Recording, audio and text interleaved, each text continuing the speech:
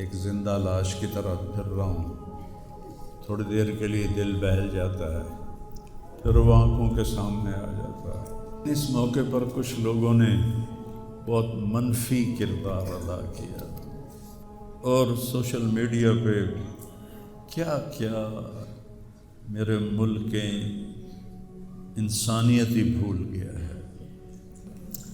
میرے بیٹے کی لاش میرے سامنے ہر وقت نظر آتی رہتی ہے، اور کوئی کہہ رہا ہے خواب جھوٹا بیان کیتا سوں، کوئی کہہ رہا ہے بیان کرنا والا کوئی جھوٹا ہے ہی، کوئی کہہ رہا ہے قرآن خوانی کیوں کیتی سوں، یہ تو حرام ہے، کوئی کہہ رہا ہے دعا کیوں کروائی سوں.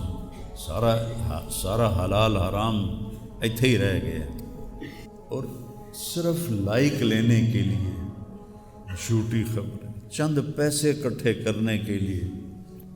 ارے وہ دل ہی تو ہے نہ سنگ و خشت، درد سے بھرنا آئے کیوں، اور تم مجھے اور رلا رہے ہو.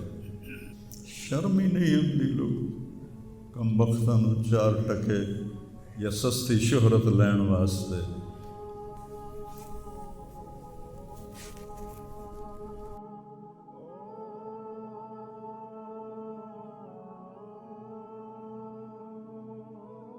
شکر ہے بہت لوگوں نے تعزیت کی، لیکن اس موقع پر کچھ لوگوں نے بہت منفی کردار ادا کیا. میں ایک جوان بیٹے کی میت اٹھا رہا ہوں اور اس کو قبر میں اتار رہا ہوں، اور سوشل میڈیا پہ کیا کیا میرے ملک کے انسانیت ہی بھول گیا ہے. اسلام کو پتہ نہیں کیا بنا دیا ہے. اسلام تو آتا ہے جب نبی کی زندگی سامنے ہوتی ہے. تو کوئی خوابوں پہ تبصرے کر رہا ہے، اور کوئی میرے اوپر تنقید کر رہا ہے، کوئی میرے بیٹے کو کہہ رہا ہے مولوی کے بیٹے نے خودکشی کر لی. تو بتاؤ میرے اوپر کیا گزری ہوگی اس سے.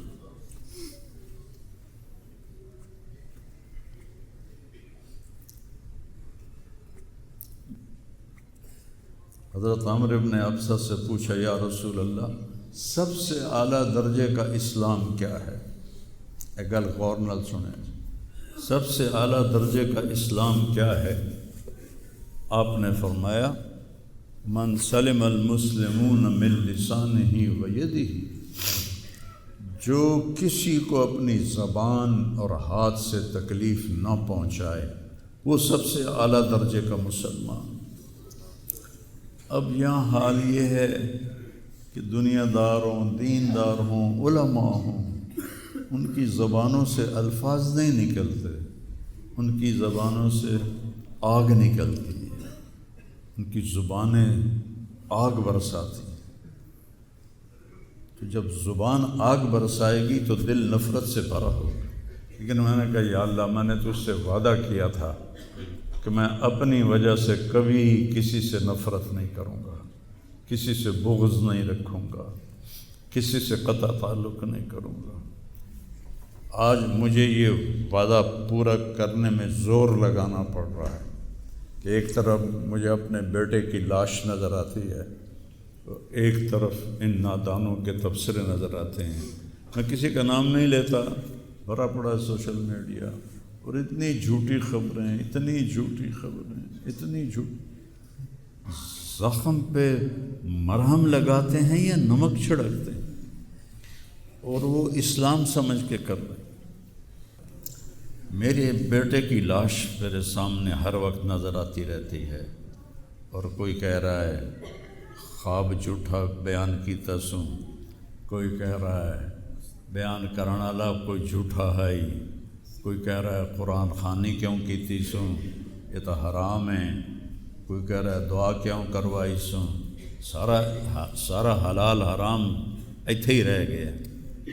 ایک زخمی باپ کے زخم پر پھنبا رکھنے کی بجائے میں نے بڑے انسان زندگی میں صدمے دیکھتا ہے، ناگواریاں دیکھتا ہے.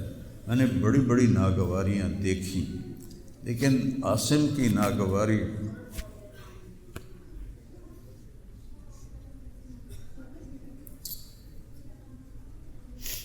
عاصم لا انساک ما ذر شارق وما ناہ قمر الحمام المطوقا عاصم قلبی کل یوم ولیلۃ الیک بما تخفی النفوس معلقا۔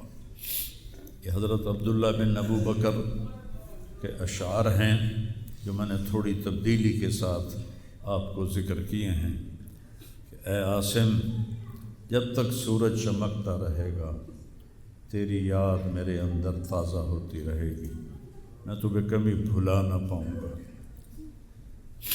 اے عاصم، دن ہو یا رات ہو تیری یادوں سے میرا بسیرا ہو رہا ہے، میرا دل تجھ میں دن میں بھی اٹکا ہوا ہے، رات کو بھی اٹکا ہوا ہے۔ یہ اس وقت میری حالت ہے، تو میں اس کانپتے ہاتھ کو دیکھتا ہوں، پھر یہ شعر پڑھتا ہوں، ترکت اباک مرعشۃ یدا، تو نے کس حال میں باپ کو چھوڑا کہ اس کے ہاتھ کانپ رہے ہیں، وَأُمُّكَ لَا تُسِيغُ لَهَا شَرَابًا، اور تیری ماں کا سینہ اتنا گھٹ گیا ہے کہ اس کے اندر پانی بھی نہیں جا رہا، جو سب سے آسانی سے چلا جاتا ہے۔ یہ کیفیت ہو ماں باپ کی، اور کوئی مولانا اٹھ کے تبصرے کر رہا ہو، کوئی مفکر اٹھ کے تبصرے کر رہا ہو، بتاؤ میرے اوپر کیا گزری ہو۔ اس لیے میرے نبی نے فرمایا کہ زبان کو روکنا ساری شریعت کا خلاصہ ہے۔ دین بیان کرتے ہوئے جن کی زبانیں زہر بن جائیں اور شعلے برسائیں، ان کو بھگتنا پڑے گا آخرت میں۔ میں نے اپنا حصہ معاف کر دیا، میں نہیں چاہتا کہ یا اللہ، میں نہیں چاہتا میری توبہ کہ میری وجہ سے تیرے محبوب کے کسی امتی پر کوئی تکلیف آئے، میں نے سب معاف کر دیا۔ لیکن اللہ کا نظام تو چلتا ہے پھر،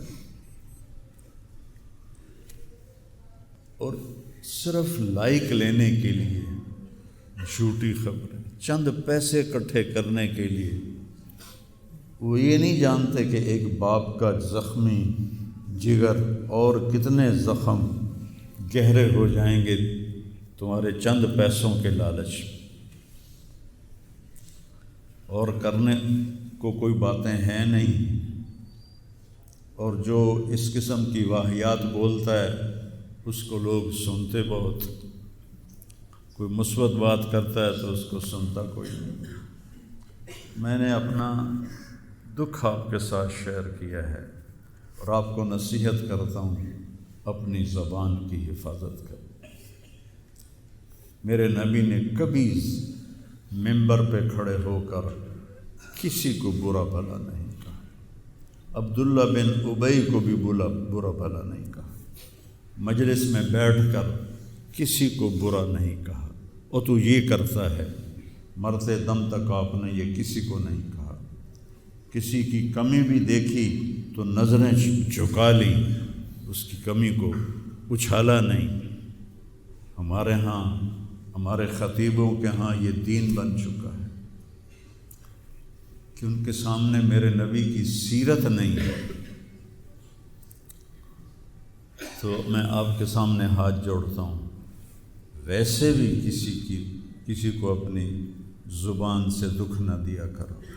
چہ جائے کہ ایک جوان بیٹے کی موت کا غم لیے ایک زندہ لاش پھر رہی ہو، اور اس کو پتھر مارے جائیں، اور اس پر اپنے غصے کو نکالا جائے، بڑے دکھ کی بات ہے بھائی، بڑے درد کی بات۔ یہ ہماری قوم کی گراوٹ کی انتہا ہے، گراوٹ کی میں تو اس وقت پاگل تھا، جہاں سے مجھے کسی نے جھوٹا خواب بھی سنایا تو میں نے تسلی لی کہ شکر ہے میرا بیٹا، جوان بیٹے کو اللہ نہ تنوں اٹھاون دے ویلا وکھاوے، اللہ تنوں اٹھاون دا ویلا نہ وکھاوے۔ تو جو تار سے نکلی ہے وہ تم سب نے سنی ہے، جو ساز پہ